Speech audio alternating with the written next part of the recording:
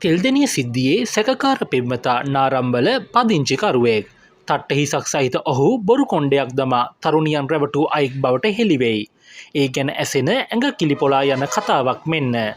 ඔහු තරුණියන් බොහෝ දෙනෙක් රැවට්ටූ පුද්ගලයෙක් බවට හෙළිවෙද්දී සිද්ධියේ පර්යේෂණ තවත් වෙනස් මානයකට යොමුව තිබෙනවා. තෙල්දෙනිය සිද්ධියේ සැකකාර පෙම්වතා මේ සියලු ජවනිකා රඟ දක්වා ඇත්තේ ඔහුගේ පෙනුම වෙනස් කරගෙන බව නිකමටවත් ඔබ විශ්වාස කළාද? ඒ ගැන මේ ඇසෙන්නේ ආందోලනාත්මක කතාවක්.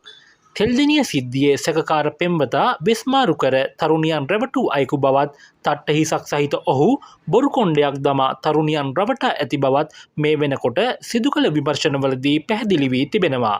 එසේම මේ සැකකාර පෙම්වතා මින් පෙර විවාහ වී සිටි අයෙකු බවයි පොලිස් පරීක්ෂණවලදී හෙළිව ඇත්තේ.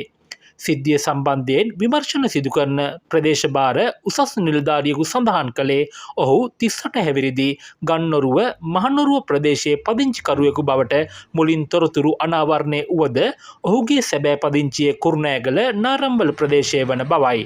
එසේම මොහු පරිගණක මෘදුකාංග ඉංජිනේරුවෙකු බවට වාර්තා පළ වුවද එය අසත්‍යයක් බවයි විමර්ශනවලදී හෙළි වී තිබෙන්නේ.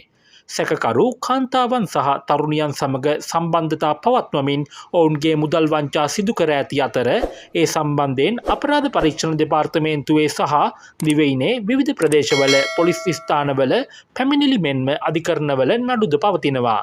තට්ටේ සහිත පුද්ගලයෙකු වන මොහු බොරු කොණ්ඩයක් දමා මෙලෙස කාන්තාව සූක්ෂම ලෙස රවටා ඇති බවයි අනාවරණය වී ඇත්තේ.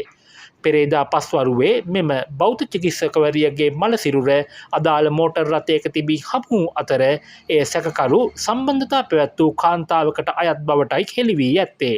ඇගෙන්ද පොලිසිය මේ වන විට ප්‍රකාශයක් ලබාගෙන තිබෙනවා. නුවරඑළිය ප්‍රදේශයේ හෝටලයක කාමරයක මියගිය තරුණිය සහ සැකකරු පසුගිය 3 වෙනිදා සිට 16 වනදා දක්වා රැඳී සිට ඇති අතර බෞද්ධ චිකිත්සකවරිය ඝාතනය කර මෙලෙස මෝටර් රථයේ දමා සැකකරු විසින් තෙල්දෙනිය රෝහලේ රථගාල අසල රැගෙන විත් පලා ගොස් ඇති බවටයි පොලිසිය සැක කළේ. එමෙන්ම අදාළ තරුණිය සිය පෙම්වතා සමග කැනඩාවට යෑමේ අපේක්ෂාවෙන් රුපියල් කෝටි 1.5ක පමණ මුදලක් බැංකුවකින් හා පුද්ගලයන් කිහිප දෙනෙකුගෙන් පොලී මත ලබාගෙන පෙම්වතාට ලබා දී තිබෙන බවද විමර්ශනවලදී හෙළිව තිබෙනවා. සැකකරු අත්අඩංගුවට ගැනීම සඳහා මධ්‍යම පළාත භාර ජ්‍යෙෂ්ඨ නියෝජ්‍ය පොලිස්පති ලලිත් පතිනායකගේ සහ නියෝජ්‍ය පොලිස්පති සුදත් මාසිංහගේ මෙහෙයවීම යටතේ පොලිස් කණ්ඩායම් කිහිපයක් යොදවා තිබෙනවා.